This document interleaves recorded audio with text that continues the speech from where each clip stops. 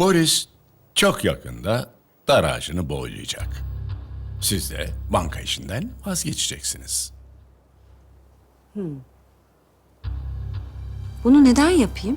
Gemi filolarınız, Avrupa'daki yatırımlarınız, eğer bu banka işinden çekilmezseniz, İngiltere bütün gücüyle yüklenerek sizi batıracaktır. Bize karşı koyamazsınız. Sir Rhodes, İngiltere'nin muhafazakar kanadında siyasetçisiniz. Yani bir şahin. İngiltere'nin çıkarları bizim için her şeyin önünde gelir. Ama avam kamerasında da, lordlar kamerasında da azınlıksınız. Şimdilik. Sir Rhodes, İngiliz sömürgesinden filolarımı çekersem en az 1 yıl mal taşıyamazsınız. İngiltere mal taşıyamazsa ticaret yapamaz. Ticaret yapamazsa ekonomisi çok ciddi zarara uğrar. Yani Sir Rhodes, eğer bana bulaşırsanız sizi öyle bir zarara sokarım ki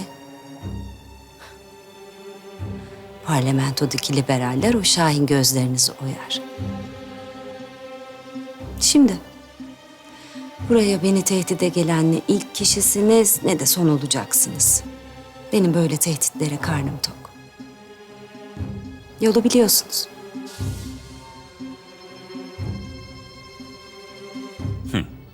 Tekrar görüşeceğiz. Sabırsızlıkla bekliyorum.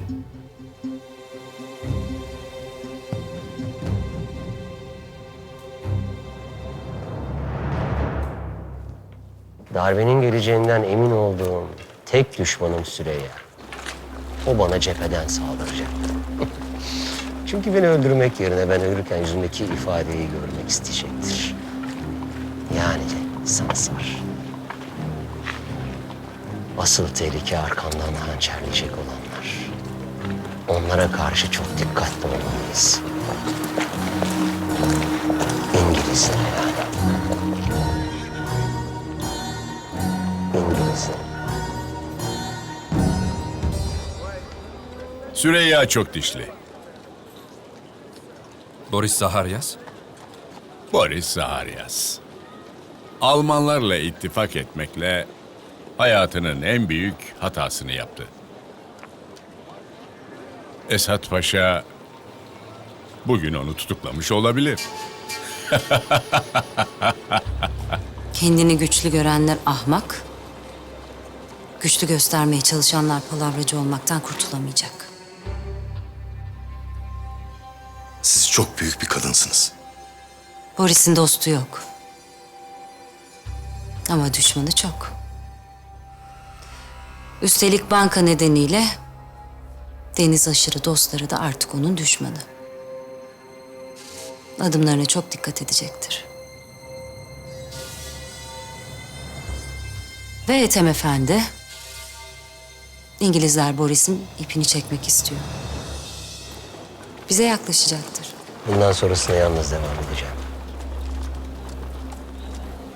Bu süreçte en ufak bir hata istemiyorum. Beni hayal kırıklığına uğratma. Emredersiniz Boris Efendi.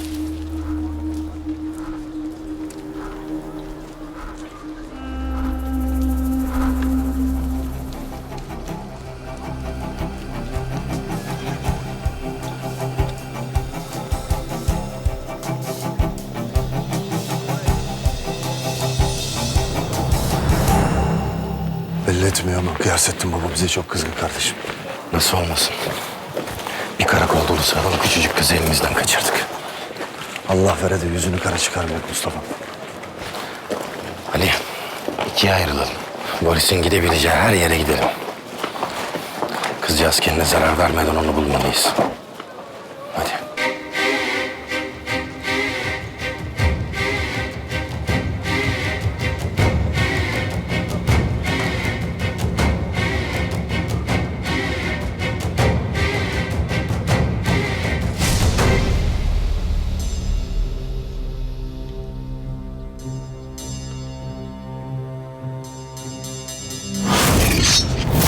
Şimdi iki meselemiz var. Birincisi Balı Hatun'u öldüreni bulmak. İkincisi de bu doğum belgesinin seceresi. Mustafa'nın geçmişi. Abdullah, Bu meseleyi sen tahkik edeceksin.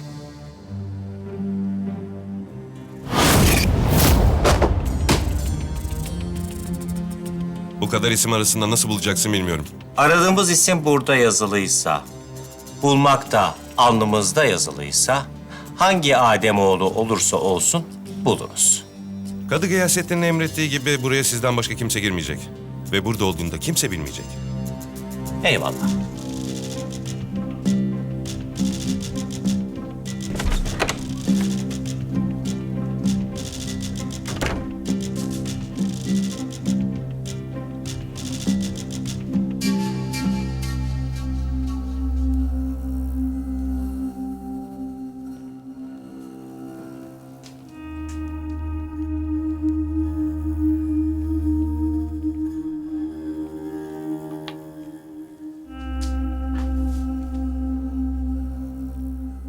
İster prens ol, ister kral, ister dilenci, neyin karşısında eşitler?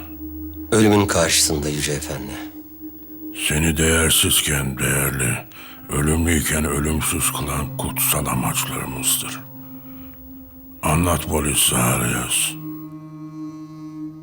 Bankayı yönetecek heyetin reisi seçildim. Ancak bankayı avucumun içine almayı başaramadım Yüce Efendi. Bunu biliyoruz. Yüzyıllardan beri başarısızlıklarımız bize yol gösteriyor Boris Zaharias. Devam et. Diğer reis, Kadı Gıyasettin Hatemi.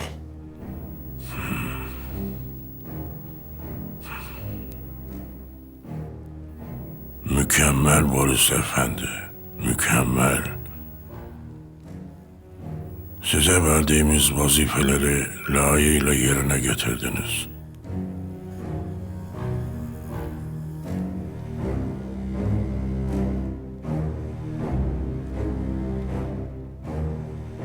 Alexander ve İsmail'in tavsiyesiyle artık karşımda değil, yanımda oturacaksın Boris Zaharias.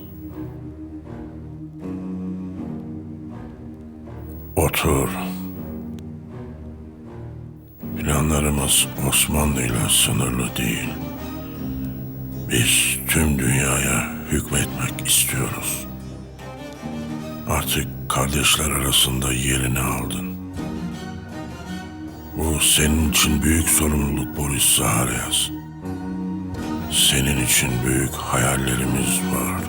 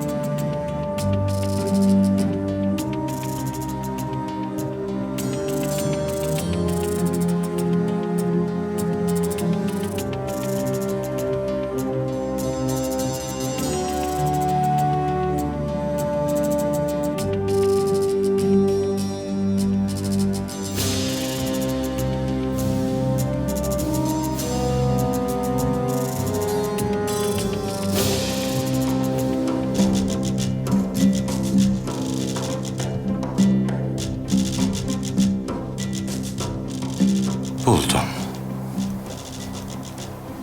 Aferin Abdullah. Aferin sana oğlum.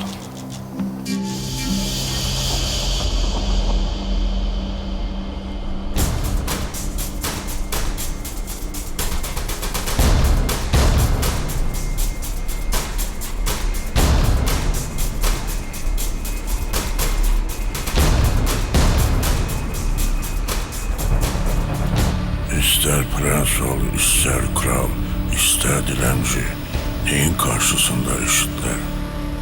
Ölümün karşısında Yüce Efendi.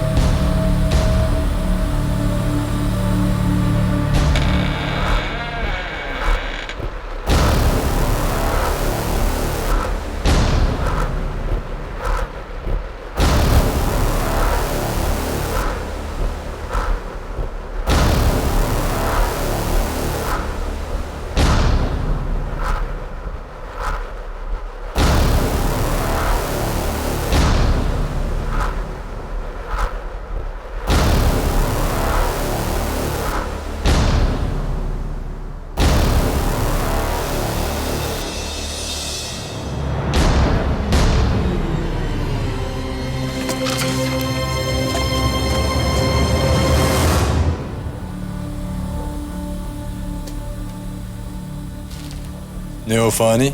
Korkuttun mu seni yoksa? Sizi beklemiyordum Kadı Efendi.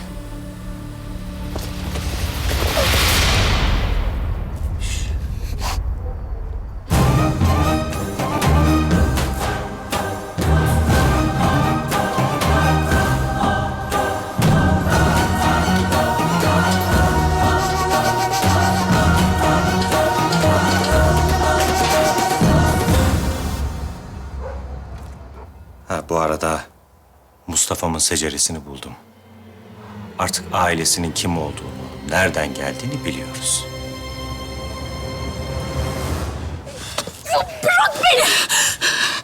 Bırak beni. İntikamını böyle alamazsın. Anladın mı? Ya ben sizin gibi korkak değilim, tamam mı? Ya ben silahımda neler yapacağımı göstereyim size. Bana bak. Bataklarım seni ha. Ya o benim babamı öldürdü, tamam mı? Ya benim babamı öldürdü ya, öldürdü. Aa! Ya bırak işte ya. Babamı öldürdü. Geçti. Tamam.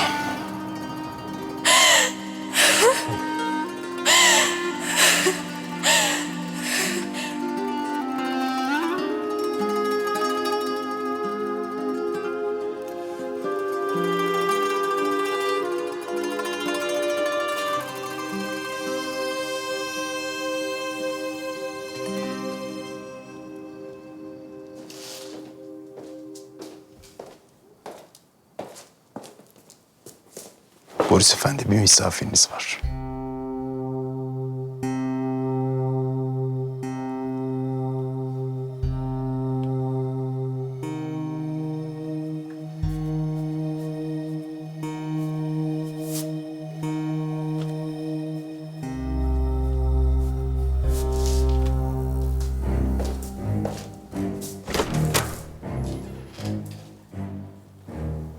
Evime hoş geldin Süreyya. Bugün sürprizler hiç bitmiyor. Ne yapabilirim senin için? Ne istiyorsun? İnanmayacaksın ama sana yardım etmek. İngilizler peşindeler. Bilmediğimi mi sanıyorsun? Bankayı ele geçirmek istiyorlar. Dünyada seni mahvetmekten daha fazla isteyeceğim hiçbir şey yok. Ama burada mesele düşmanlığımızdan daha büyük. İngilizler bankayı ele geçirirse Osmanlı'yı çökertirler. Seninle aynı fikirde olmanın keyfi bir başka güzelmiş meğer.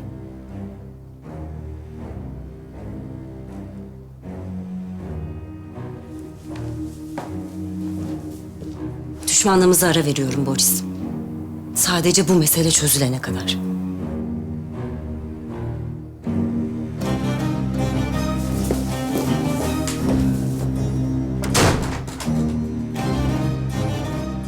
Düşmanlarım dostlarım oldu. Zaman her şeyi değiştiriyor. Benim Mustafa'ya taktığım ilmeği İngilizler bana taktı.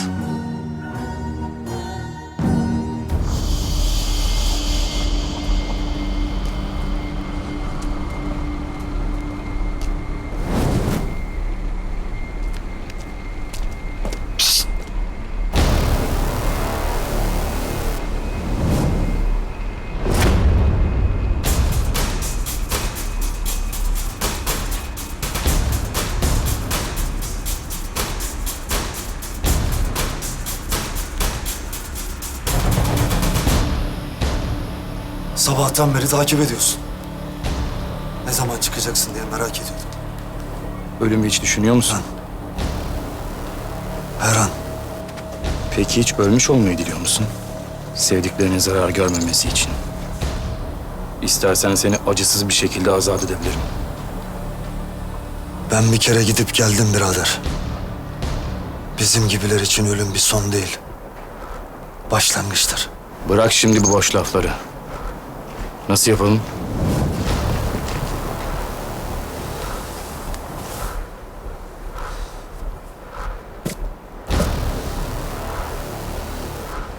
Nasıl istersen.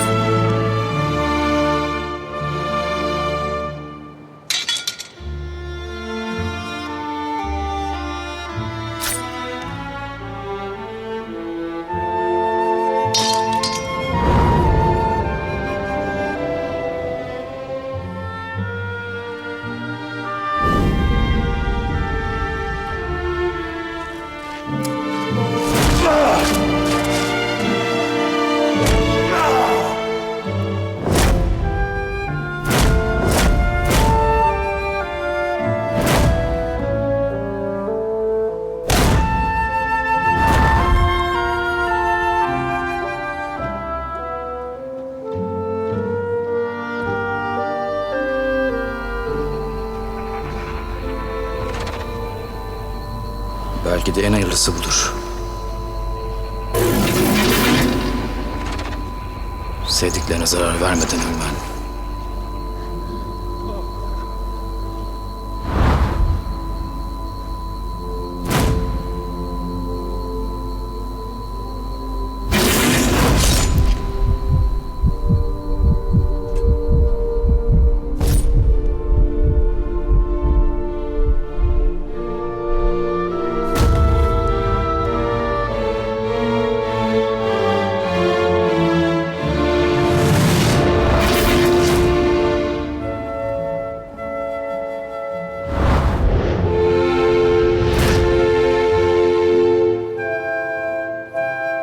Belki de en hayırlısı budur.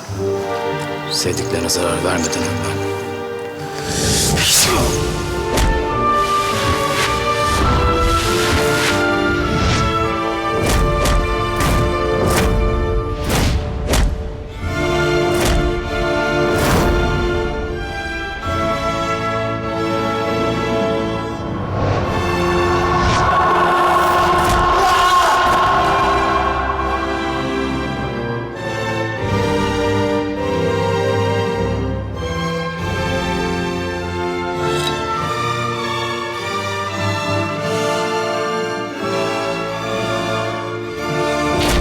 Peki ya sen?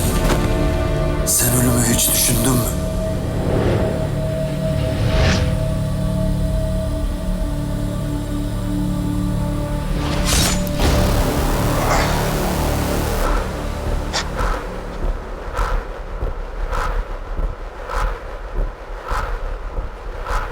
Huzur.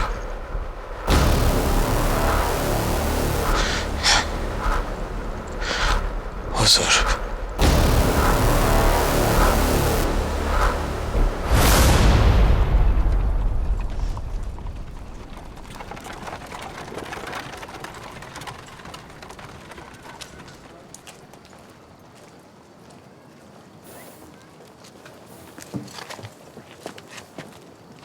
Süreyya Hanım, Kadı Gıyasettin sizi beklemekte. Konu nedir? Onu kendisi açıklayacak.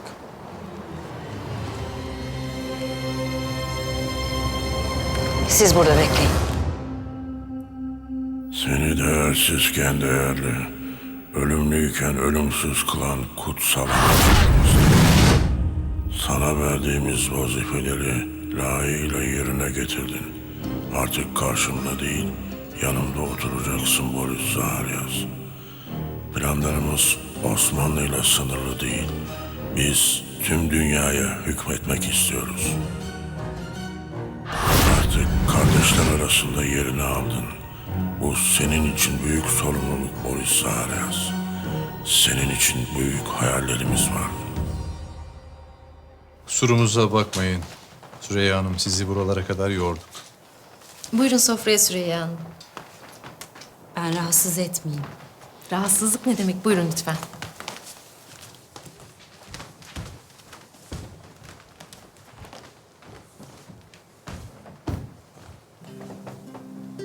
Hoş geldiniz. Hoş geldiniz.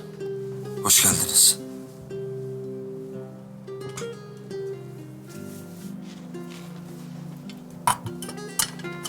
Uzun zamandır böyle bir sofraya oturmamıştım.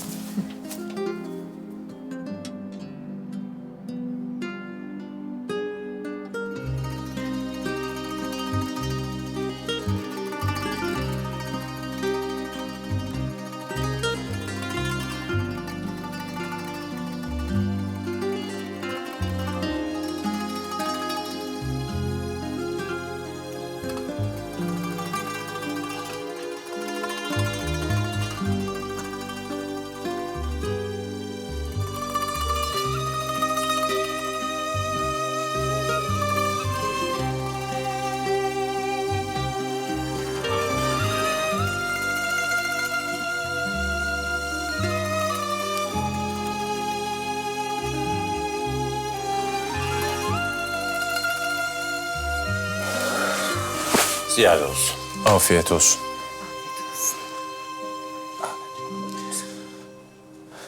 Müsaadeniz olursa sizinle biraz hasbihal etmek isterim.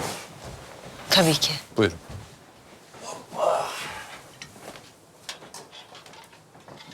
Şöyle buyurun.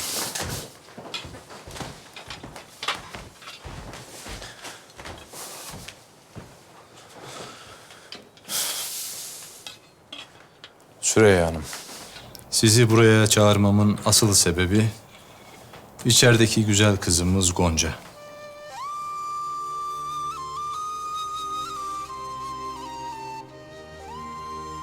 Bunu nasıl ifade edeceğimi bilemiyorum. Lakin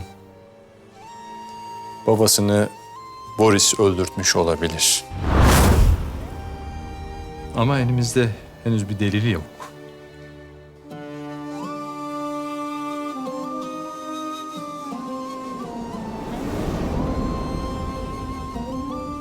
Bu güzel kızımız hem öksüz hem yetim kaldı.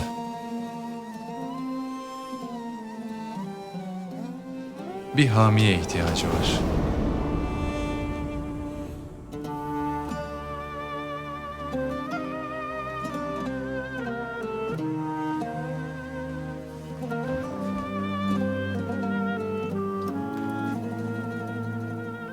Benim ona hamilelik etmemi istiyorsunuz. Mecbur değilsiniz. Boris'e bir kurban daha. Kabul. Allah sizden razı olsun. Sizden de Kadı Efendi.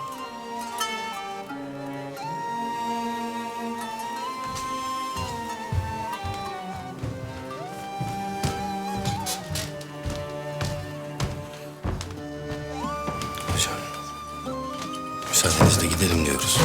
Hayırdır, nereye? Hocam biraz bizim işimiz var da. İşiniz var. Gitmek için benden rıza beklersiniz. Verdim gitti.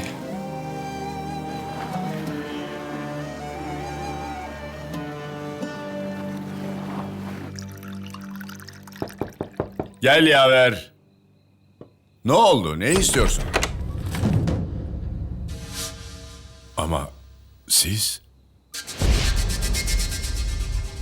Sir Henry, sizi burada görmek şaşırdım doğrusu.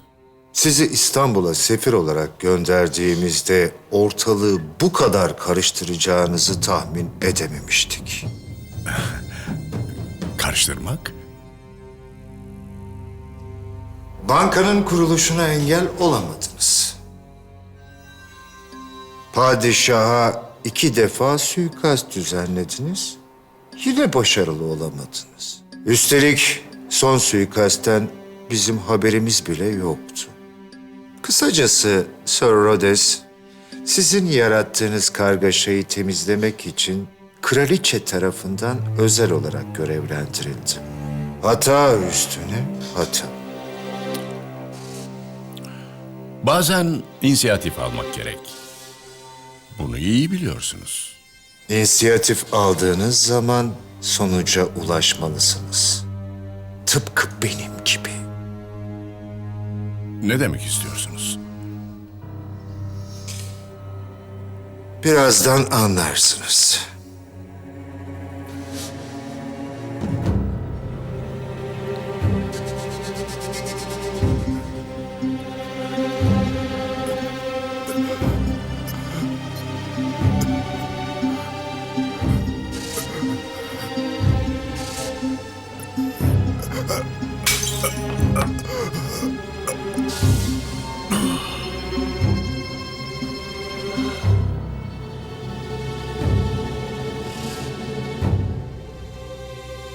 Size demiştim. İnisiyatif aldığınız zaman sonuca ulaşmalısınız. Bu Gonca. Bundan sonra bizimle kalacak. Arkadaki yatak odasını ona tahsis edin. Şimdi yorgunsundur. Dinlen, sonra konuşuruz.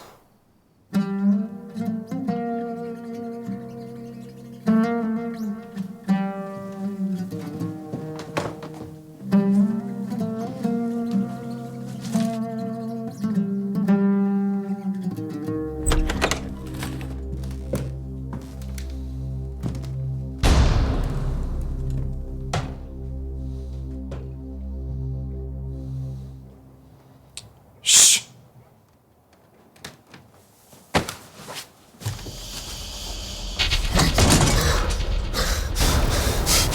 Ne oluyor?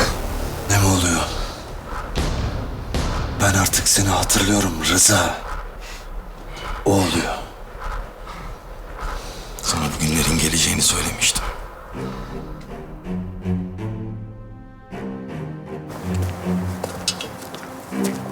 Hasan Çavuş'u vuran kişi...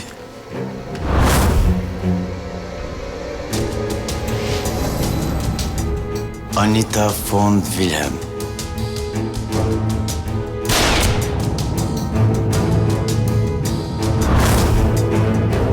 Bunu Mustafa'nın duymasını sağlayacaksın.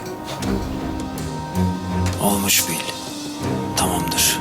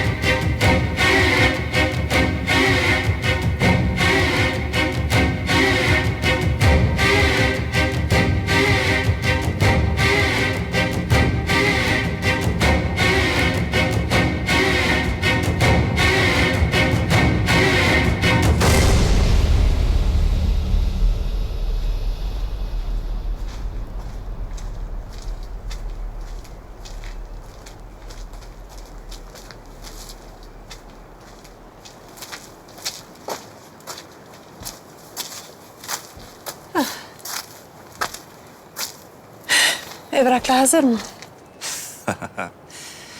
Ünlü Anita von Wilhelm. Evrak.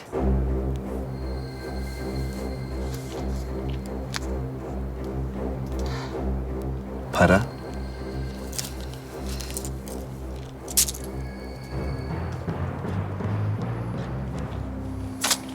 Ne yapıyorsun? Sizin gibi ünlü birisi neden ismini değiştirmek ister acaba? Seni ilgilenemez. Öyle bir ilgilendirir ki sana hazırladığım bu evraklarla istediğin ülkeye tanınmadan gidebilirsin. Evet. Doğru söylüyorsun. Bu ülkeden kaçmak için bu sahte evraklara ihtiyacım var. Benim de paraya ihtiyacım var.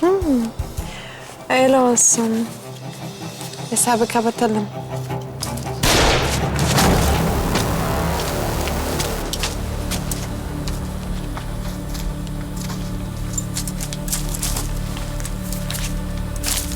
Yarın akşam İstanbul'dan kaçıyoruz.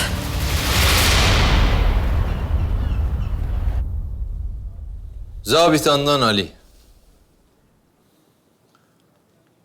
Hadisenin muhteviyatı nedir? Bir de senden dinleyelim. Bu şerefsiz Rıza köpeği.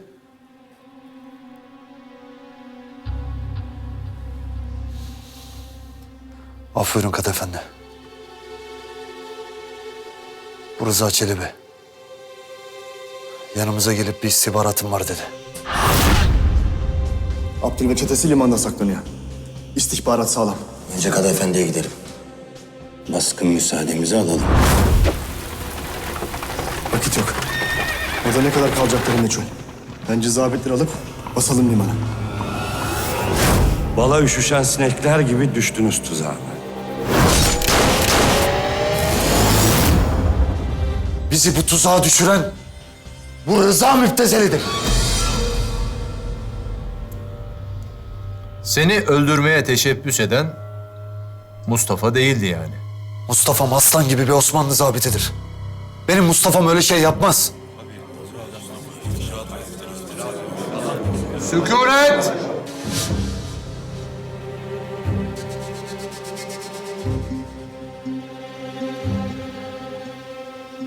Rıza sana Mustafa'nın rüşvet aldığını, Abdül ile irtibatlı suç şebekesi idare ettiğini söyledi mi? Haşa Kadı Efendi.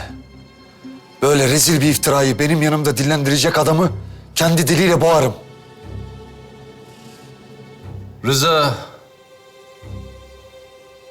cevabın var mıdır? Azat kardeşimiz Ali'nin bıçağıyla canından oldu. Çelebi Rıza ise şu an mahkemede kadı gıyasetine ifade veriyor. Vaziyetler pek iyi değil. Demek öyle diyorsun. Boris Efendi, herkes üzerimize geliyor. Tebdili mekanda ferahlık vardır. İstanbul'dan uzaklaşmanın tam sırası. En azından ortalık yatışana kadar.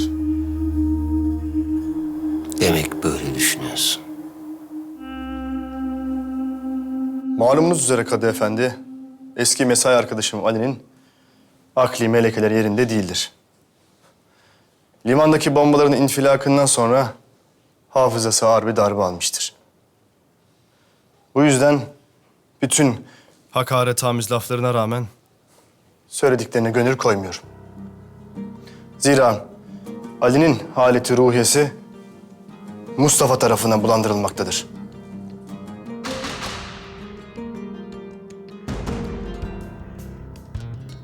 Hadise kelimesi kelimesine söylediğim gibi vuku bulmuştur.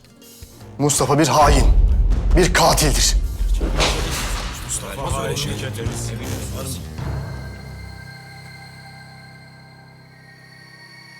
Kaç masumun kanı ellerindedir, onu bilemem. Lakin kendi vazifem ve silah arkadaşı Ali'nin katline teşebbüs ettiğine eminim. Fakat Allah'a şükür, Ali'mizin sağ salim aramıza dönmesinden sonra zavallının zafiyetini öğrenip zihnini bulandırmıştır.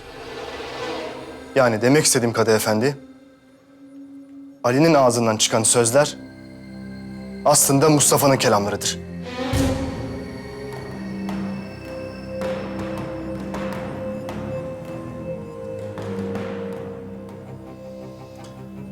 Bak Rıza, ikinci kez huzurumdasın.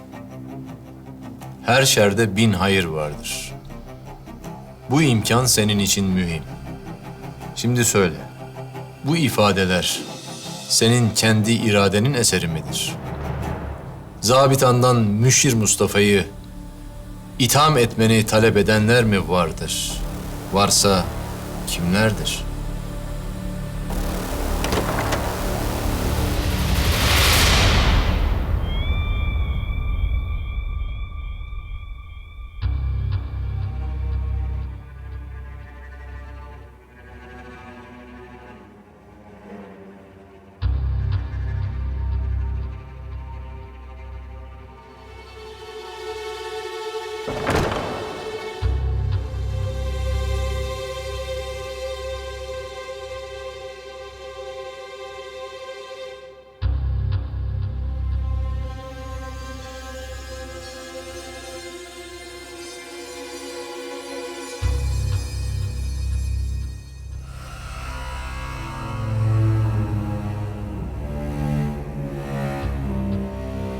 Asıl siz beni itham ediyorsunuz.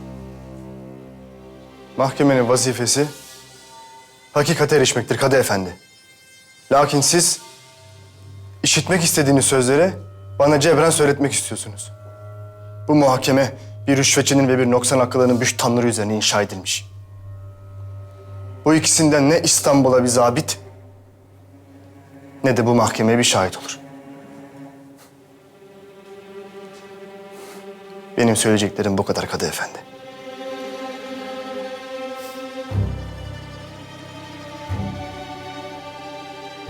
Vakadan sağ kurtulan şahitlerin tamamı dinlendi. Ali'nin şuurunun yerinde olduğundan kadılık makamının şüphesi yoktur.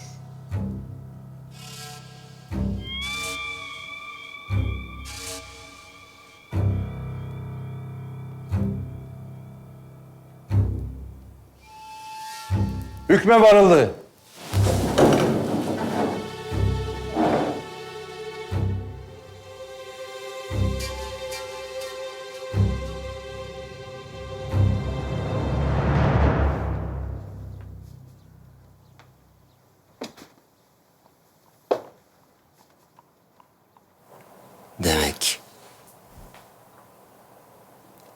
her şeyi bırakıp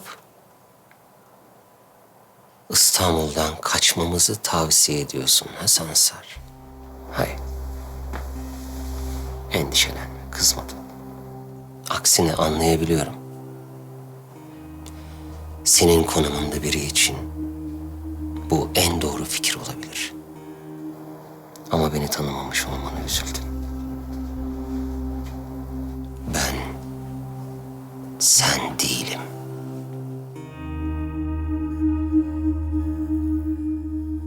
Rıza, evvela şunu bilesin. Burada mutlak adil olanın hükmü vardır.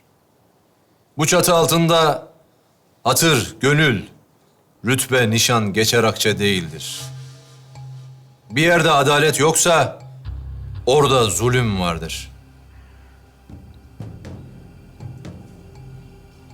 Zulme rıza göstermek de zulümdür.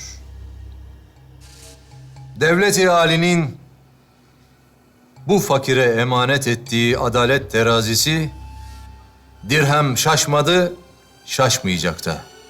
Terazinin iki kefesi denk olsun diye iki tarafta söz aldı. Ademoğlunun sözü bitti, kitabın konuşma vakti erişti.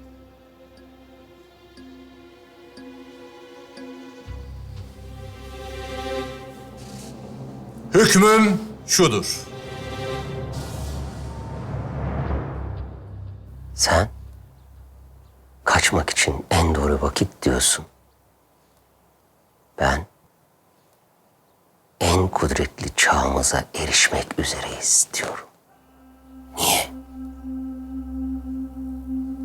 Bankayı kurduk. Nüfuzlu dostlar edindik diye mi? Hayır. Onların hiçbir ehemmiyeti yok. Öyleyse bizi esas kuvvetli kılan şey ne? Neden bu kadar güçlüyüz? Siz daha doğrusunu bilirsiniz Boris Efendi. Çünkü eskisinden çok daha çetin zorluklarla boğuşuyoruz. Tabiatın kanunudur. Ne kadar büyük bir avcıyla boğuşursan o kadar vahşi, o kadar güçlü, o kadar hızlı olursun. Yani seni öldürmeyen şey seni kuvvetli kılar da ondan.